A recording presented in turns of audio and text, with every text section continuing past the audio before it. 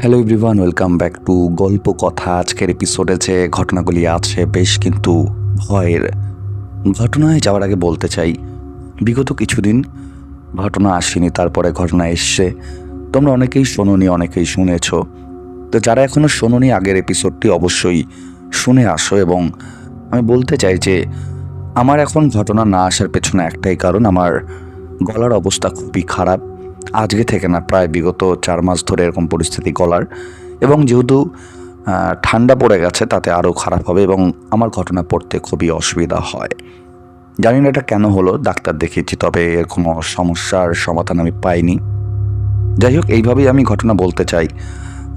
আজকের যে প্রথম ঘটনাটি আছে, লিখেছে শিপ্রা ব্যানার্জি। তিনি ঘটনাটিকে যেভাবে লিখেছে আমি ঠিক সেভাবেই পড়ছি। সেইবার দিদির বাড়ি গিয়েছিলাম। দিদির শ্বশুরবাড়ি আর আমাদের বাড়ি পাশাপাশি পাড়ায়। প্রায় কলেজ ফেরত ওদের বাড়ি চলে আসি ওর দুষ্টু মিষ্টি ছেলে 2 বছরের তাতাইকে চটকাতে। গিয়ে দেখি ওর এক বান্ধবী অনুস্থিতি বসে আছে ওর কাছে। দুজনে গল্প গুজবে মাত্র। আমাকে দেখে দিদি বসলো, বলল, অনুস্থিতি দিদির ছোটবেলার বন্ধু।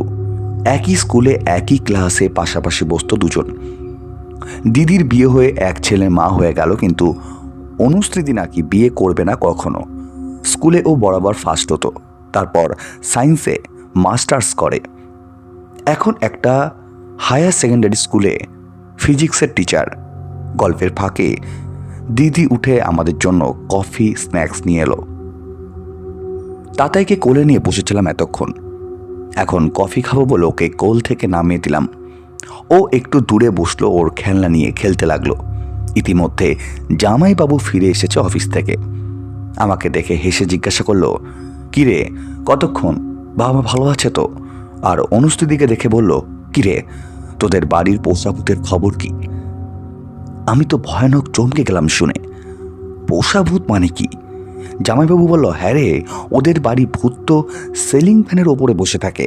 রাতে ওই ফ্যানের ওপর থেকে ঝাঁপ দেয় ওদের গায়ের ওপরে।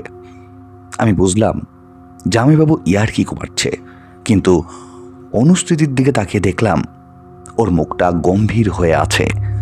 সবসময় ফাজলামি ভালো লাগে না, বুবাইদা বলল। দিদিও কেমন রেগে গেল। যাও না তুমি, জামা কাপড় চেঞ্জ করে হাত পা ধুয়ে ফ্রেশ হও, আমি চা জলখাবার দিচ্ছি।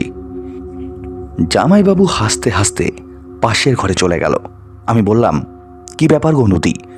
তখন অনুদি যা বলল তা শুনে আমি তো হতবাক হয়ে গেলাম। বুবাইদা কথাটা ভুল কিছু বলেনি। ময়না মানে তোর দিদি তোকে কখনো বলেনি কিছু? অনুদির কথায় দিদি বলল, আরে না, আমার বোনটা যে খুবই ভীতু, তাই ওকে কখনো কিচ্ছু বলিনি। তখন বলল, তাহলে থাক টিয়া, তোর আর কিছু শুনতে হবে না, আমি এখন বাড়ি যাই রে, অনেক গল্প হলো, সন্ধে নেমে গেছে, মা চিন্তা করবে। বলে উঠে পড়ল অনুদি। আমার তখন কৌতূহল তুঙ্গে হাত ধরে টেনে বসিয়ে দিলাম অনুদিকে সোফায়। বললাম, অনুদি বল না, আমি একটু ভয় পাবো না, প্রমিস। অনুদি দিদির দিকে তাকিয়ে আর চোখে তাকিয়ে বলল, ময়না কেমন কটমট করে দেখছে আমাকে। না বাবা থাক। কিন্তু আমার জোরাজুরি আর কৌতূহল আমি জয়ী হলাম। অনুদি বলতে লাগলো, দেখ, এই বরানগর এলাকায় আমার অনেক পুরনো বাসিন্দা। আমাদের বাড়িটা দাদুর তৈরি, খুব বড় নয়, সাদা মাথা একটা দোতলা বাড়ি, প্রায় 50 বছরের পুরনো। দাদু ঠাকুমা তো আর নেই। বাড়ির একতলায় 2টো ঘর, রান্নাঘর, ডাইনিং আর বাথরুম আছে। দোতলাতেও 2টো ঘর আর বাথরুম। একতলার ঘরগুলো আগে ব্যবহার হতো না, মানে আমরা কেউ ঘুমাতাম না ওই ঘর দুটোয়। বাবা মা আর আমার 2 ভাই বোন একসঙ্গে সবাই দোতলায় শুতাম। কিন্তু ভাই বড় হওয়ার পরে মা ঠিক করলো একতলার একটা ঘরে ঘুমোবে। পড়ার চাপ বেড়ে গেছে, ও রাত জেগে পড়তেও পারবে। সেই অনুযায়ী ঘরটা রং করে খুব সুন্দর করে সাজানো হলো একটা সিঙ্গেল খাট, আলমারি, পড়ার টেবিল, চেয়ার দিয়ে। ভাই তখন মাধ্যমিক দেবে, কিন্তু ও কখনো একা শোয়নি এর আগে, তাই পাশের ঘরে আমি থাকবো ঠিক হলো। ওই ঘরটার সূত্রপাত ঠিক এরপরেই। একদিন রাতে আমি ঘুমাচ্ছি, হঠাৎই ভাই চিৎকার করে আমার ঘরে এসে আমাকে ঠেলে তুলল। আমি বললাম, কি হয়েছে ভাই? ও আঙ্গুল তুলে ঘরের বাইরে কি যেন দেখাতে লাগলো আর জিতু জিতু বলতে লাগলো। দেখলাম সত্যি জিতু দাঁড়িয়ে আছে ঘরের বাইরে, কোমরে দুহাত রেখে হাসছে আমাদের দিকে তাকিয়ে। কিন্তু জিতু কি করে আসবে? 1 মিনিট অনুদি, আমি জিজ্ঞাসা করি এই জিতুটাকে? আমি বাধা দিলাম অনুদিকে। অনুদি একটা দীর্ঘ নিঃশ্বাস ফেলে বলল, জিতু ছিল আমাদের রান্নার মাসির ছেলে। 9-10 বছর বয়স তখন ওর। যেদিন ওর স্কুল ছুটি থাকতো ওর মার সঙ্গে আমাদের বাড়িতে আসতো রান্নার কাজে। ঘরে ওকে দেখাশোনার কেউই ছিল না। ওর বাবা মা গেছে, জন্মের আগেই মরে গেছে। ওর মা ওকে নিয়ে সর্বক্ষণ নাজেহাল হয়ে থাকতো। ভয়ানক দুষ্টু ছেলে ছিল, তাই ভাইয়ের ঘরটায় আগে কেউ থাকতো না বলে ওখানে ওর মা জিতুকে বসিয়ে রাখতো। কিন্তু সে কি চুপ করে বসে থাকার ছেলে? চুপির সারে বাড়ির বাইরে বাউন্ডারিওয়ালা আছে তাতে চড়ে বসে থাকতো। ওখান থেকেই নিচে ঝাঁপ মারতো আর মা চেঁচাতো, ওরে জিতু পড়ে হাত পা ভাঙবি, কিন্তু জিতু কোনো কথাই শুনতো না। ওই পাঁচিলটার খুব প্রিয় ছিল। পাঁচিলের ধারে আমাদের একটা পেয়ারা গাছ ছিল। ও পাঁচিলে উঠে ওই পেয়ারা গাছে চড়ত, গাছের ডালে বসে পেয়ারা খেত। ওর মা বকাবকি করে ওকে ঘরে এনে দরজা বন্ধ করে দিত। একদিন ওর মায়ের আংশকতাই সত্যি হলো। হঠাৎ পা ফসকে গাছের ওপর থেকে মাটিতে আছড়ে পড়ে জিতু। পড়ে অজ্ঞান হয়ে যায়। ওকে হাসপাতালে ভর্তি করানো হয়, কিন্তু ডাক্তার বলেন পড়ে গিয়ে মাথায় চোট লেগে ওর সঙ্গে সঙ্গেই মৃত্যু হয়েছে। আমরা এই ঘটনায় খুবই কষ্ট পেয়েছিলাম রে। যতই হোক, একটা বাচ্চা ছেলে এভাবে আমাদের বাড়িতে প্রাণ হারালো। এই ঘটনার মাস দেড়েক বাদে একটি দুপুরে কিছু মিস্ত্রি আমাদের বাড়িতে কাজ করছিল। পুরনো বাড়ি তো, প্রায় এটা সেটা মেরামত করতে লাগতো। একজন মাকে চেঁচিয়ে বলল, মা দেখুন আপনাদের পাঁচিলে একটা বাচ্চা ছেলে হেঁটে বেড়াচ্ছে। আমরা কত নামতে বলছি কিন্তু শুনছে না। ও কি কোনো পাড়ার বাচ্চা? মা বারান্দার থেকে উকি মেরে দেখলো এ তো জিতু। একটু পরে কিন্তু ওকে আর দেখা গেল না। দোতলায় বাবা মায়ের শোবার ঘরে জানালা দিয়ে পেয়ারা গাছটা দেখা যেত। সেখানে রাতে ওনারা দুজনেই দেখতে পেয়েছেন জিতু গাছের ডালে বসে পা তোলাচ্ছে। মাঝে মাঝে ওদের দিকে তাকাতো, চোখ দুটো লাল আগুনের ফুলকি মনে হতো। মা ওর মাকে ডেকে পাঠিয়ে জিতুর পরলোক কাজ কিন্তু করা হয়েছে কিনা জিজ্ঞাসা করেছিল। ওর মা আমাদের বাড়ির রান্না করতো না, তোকে দুঃখে ওর মাথা ঠিক ছিল না। মায়ের কথায় বলল ওই কালী মন্দিরে কিছু একটা ব্যবস্থা হয়েছে। মা বুঝলো ভালোভাবে সাধ্য শান্তি না হওয়ায় জিতুর আত্মা মুক্তি পায়নি। আমাদের বাড়িতে এই দুর্ঘটনা ঘটেছিল বলে বাবা মা বাড়ির উঠোনে পুরোহিত ডেকে শ্রাদ্ধের কাজ করলো, কিন্তু কোনো লাভ হলো না। জিতুকে আমরা সবাই এখানে সেখানে দেখতে লাগলাম। ভাইয়ের ঘরটায়ও পরে কিছুদিন ছিল, জিতুকে দেখতো, ফ্যানের ব্লেডে বসে থাকতো। রাতে সত্যি ওর গায়ের উপরে লাফ দিয়ে পড়তো। ভাই ভয়ে দৌড়ে আমাদের ঘরে চলে আসতো, বাবার উপরে চলে যেত। বুবাইদা ইয়ার্কি মারলেও কথাগুলো মিথ্যে নয়।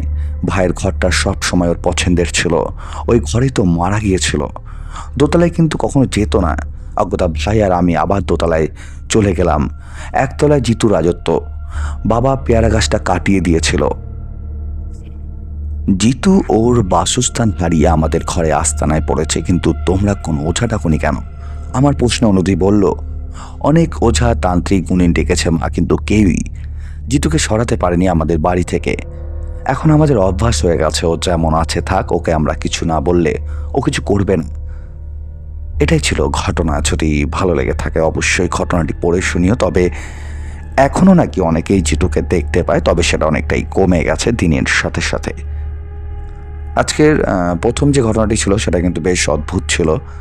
তোমাদের কেমন লাগলো অবশ্যই কমেন্ট করে জানাও, এবং যারা আজকে ফার্স্ট টাইম গল্পকথার ঘটনা শুনছো তাদেরকে বলবো চ্যানেলটি সাবস্ক্রাইব করে গল্পকথার পাশে থাকো। এবং তোমরা যদি গল্পকথায় ঘটনা পাঠাতে চাও তোমাদের কি করতে হবে, ডিসক্রিপশন বক্সে একটি হোয়াটসঅ্যাপ নাম্বার দেওয়া আছে, তোমরা সেখানে আমাকে ঘটনা পাঠাতে পারো, অথবা তোমরা যদি মনে করো আমাকে ইমেলের মাধ্যমে ঘটনা পাঠাতে পারো। এবং বলে রাখি, গল্পকথা কিন্তু কোনো রকম কুসংস্কারকে প্রমোট করে না। আমরা ঘটনাগুলি শুধুমাত্র এন্টারটেনমেন্ট হিসেবেই নিই। আশা করব গল্পকথা পরিবারের যারা সদস্যরা আছো তারাও কিন্তু ঘটনাগুলিকে শুধুমাত্র এন্টারটেনমেন্ট হিসেবেই গ্রহণ করবে। এবং আরেকটা কথা বলতে চাই, ঘটনা শোনার সাথে সাথে লাইক কমেন্ট করতে ভুলো না, কারণ তোমরা যদি লাইক কমেন্ট করে গল্প কথার পাশে না থাকো তাহলে কিন্তু গল্প কথার রিচ আরও অনেকটাই কমে যাবে। তাই আমি রিকোয়েস্ট করি তোমরা ঘটনা শোনার সাথে সাথে গল্প কথার পাশে থাকো। চলে যাচ্ছি আজকের দ্বিতীয় ঘটনায়। আজকের দ্বিতীয় ঘটনাটাও কিন্তু বেশ ভয়ের। আজকের যে দ্বিতীয় ঘটনাটি আছে লিখেছে অর্ক চ্যাটার্জি। তিনি যেভাবে লিখেছে আমি ঠিক সেভাবেই পড়ছি। কলেজের নাইট গার্ড পাঁচু কাকার কথা সেদিন আমরা এক চুলো বিশ্বাস করিনি।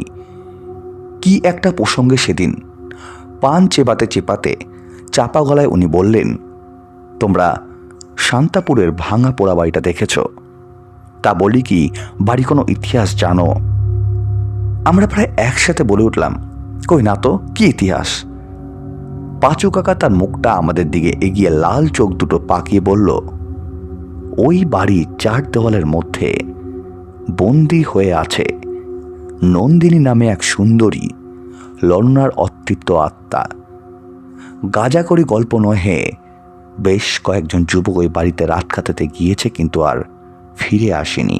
আর যারা ফিরে আসতে সক্ষম হয়েছে তারা সবাই বন্ধ উন্মাদ হয়ে গিয়েছে। শুনেছি আগে নাকি নন্দিনীর প্রেত গ্রামের অল্প বয়সী ছেলে মেয়েদেরকে মায়ার জালে জড়িয়ে টেনে নিয়ে যেত ওই বাড়িতে। একটু দুষ্টু হাসি হেসে পাঁচু কাকা আবার বলতে শুরু করলেন, বড় বড় গুণিন আর ওঝা এলো কিন্তু কেউই নন্দিনীকে সায়স্তা করতে পারল না। ওদের মধ্যে একজন নাকি বাড়ির চারপাশে একটা গণ্ডি টেনে গিয়েছিল, আর ওই কারণেই নন্দিনী বাড়ির বাইরে আর পা রাখতে পারেনি। খবরদার, তোমরা কিন্তু এই বাড়ির 30 সীমানার মধ্যে যেও না। নন্দিনী কবলে পড়লে তোমাদের জীবন শেষ। এই যে আজ যে বাড়িটার কৌতূহল বশত রাত কাটাতে এসেছি, এটাই সেই বাড়ি। ছোটবেলা থেকে নন্দিনী দাদু দিদিমার কাছেই মানুষ। দেখতে নাকি অপূর্ব সুন্দরী ছিল মেয়েটা, কিন্তু অল্প বয়স যত বাড়তে থাকে তার চরিত্রের নানান খারাপ দিক ফুটে উঠতে থাকে।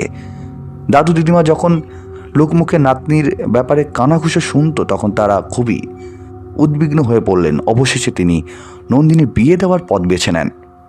নন্দিনীর বিবাহ হলো ঠিকই, কিন্তু কলকাতার বেসরকারি অফিসে কর্মরত স্বামী বিনয় চ্যাটার্জি নন্দিনীকে রেখে গেল দাদু দিদিমার কাছে।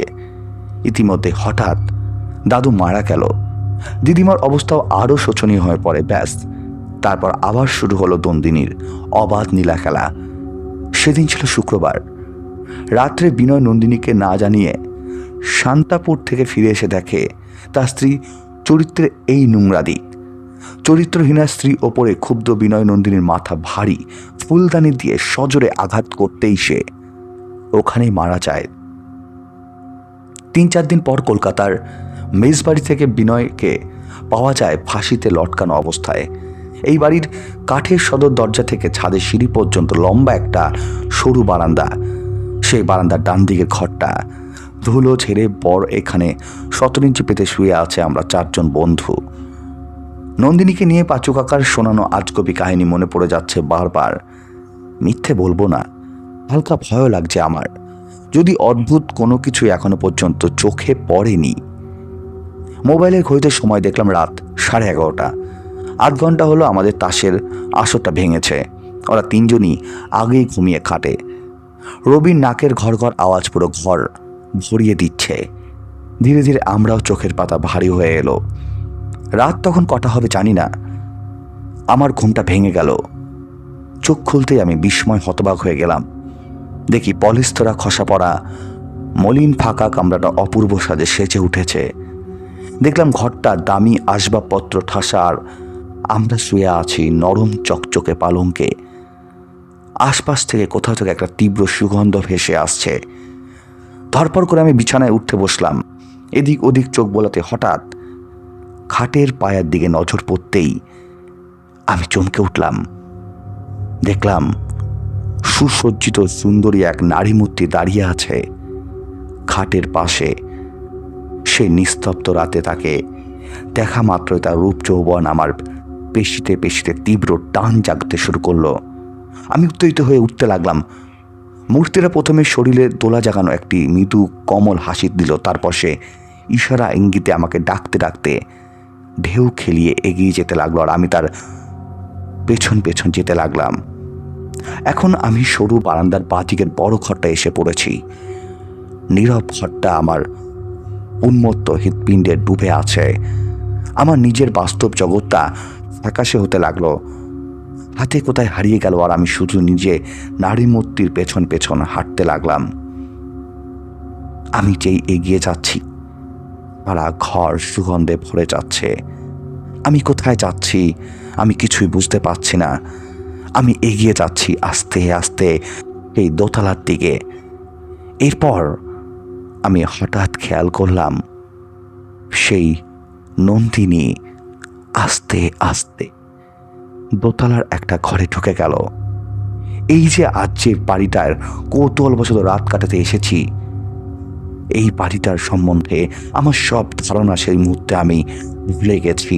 আমি কোথায় আছি, কি করছি, আমার কিছুই তখন মাথায় নেই। হঠাৎ খেয়াল করলাম যেই অপরূপ সুন্দরীর পেছনে পেছনে এতক্ষণ আমি যাচ্ছিলাম, সে এখন আর অপরূপ নেই। হঠাৎই আমি পেছন থেকে একটা জোরে ধাক্কা খেলাম এবং পেছনে তাকিয়ে দেখি আমার এক বন্ধু আমার পেছনে দাঁড়িয়ে আছে। ও মাই বলছে, তুই কোথায় আছিস? তখন আমার মগ্ন ভাঙে এবং আমি দেখি 4 তলা, বলা যায় না ঠিক 3 তলার ওপরে আমি একটা ছাদের ঠিক কিনারা এসে দাঁড়িয়ে আছি। আমি যদি আর 2 পা এগোতাম আমি তাহলে নিচে পড়ে যেতাম। আমি প্রচণ্ড ভয় পেয়ে যাই এবং সঙ্গে সঙ্গে বন্ধুকে জড়িয়ে ধরে ওকে সমস্ত ঘটনা খুলে বলি। তখন আমি আশপাশটা তাকিয়ে দেখি বাড়িটা সেই আগের মতোই পুরনো। সঙ্গে সঙ্গে আমরা নিচতলায় চলে যাই এবং নিচতলায় গিয়ে অদ্ভুত একটা হাসির শব্দ শুনতে পাই। পুরো ঘর জুড়ে একটা মানুষের চিৎকারের শব্দ শুনতে পাই। আমরা কি করব বুঝে উঠতে পারছিলাম না। হঠাৎই আমরা সাহস করে সেই ঘর থেকে বেরিয়ে যাই এবং অদ্ভুত বিষয়, আমরা যখন সেই ঘর থেকে বেরোই আমরা 3 তলার ছাদের ব্যালকনিতে একজন সাদা শাড়ি পরিহিত এক মহিলাকে দেখতে পাই। তার চুলগুলো উল্কো খুলকো কিন্তু পেছন দিকে মুখ করে দাঁড়িয়ে আছে। এরপরে আমরা পরের দিন সকালে পাঁচু কাকার সাথে দেখা হয় এবং পাঁচু কাকাকে সমস্ত ঘটনা খুলে বলি। পাঁচু কাকা বলে যে তোমাদের বারংবার আমি বানা করেছিলাম সেখানে যেতে না, তোমরা তাও গেছো। তোমাদের কপাল খুব ভালো যে তোমরা সেখান থেকে বেঁচে ফিরেছো, নাহলে তোমাদের অনেক বড় ক্ষতি হয়ে যেতে পারতো। সত্যি বলতে ক্ষতিটা আমার সাথেই হচ্ছিল, তারপরে আরও যে বন্ধুরা ছিল তাদের সাথেও হতো। এটাই ছিল ঘটনা। আজকের দ্বিতীয় ঘটনাটাও কিন্তু বেশ অদ্ভুত ছিল।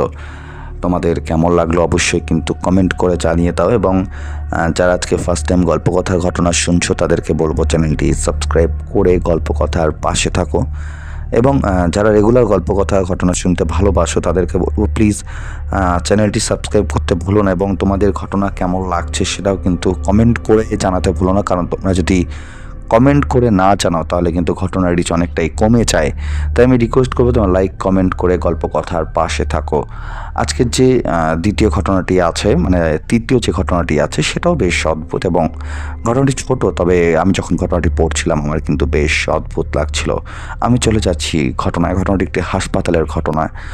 ঘটনাটি যেভাবে আছে আমি ঠিক সেভাবেই পড়ছি। ঘটনাটা লিখেছে দীপান্বিতা এবং তিনি যেভাবে লিখেছে আমি ঠিক সেভাবেই ঘটনাটি পড়ছি। ঘটনাটি লকডাউনের সময়। ঘটনাটি আমার দাদার জীবনে ঘটে যাওয়া একটি অদ্ভুত ঘটনা। আমার দাদার এক বন্ধু আর দাদা মিলে মেলায় গেছিল ঘুরতে দুর্গাপুজোর সময়। লকডাউনের মধ্যে কিন্তু সেরম কোনো মেলা হয়নি, ওই 1-2 দোকান আর কি বসেছিল। আমার দাদা আর দাদার সেই বন্ধুরা মেলা থেকে ঘুরে আসে এবং দাদা বাড়িতে চলে আসে।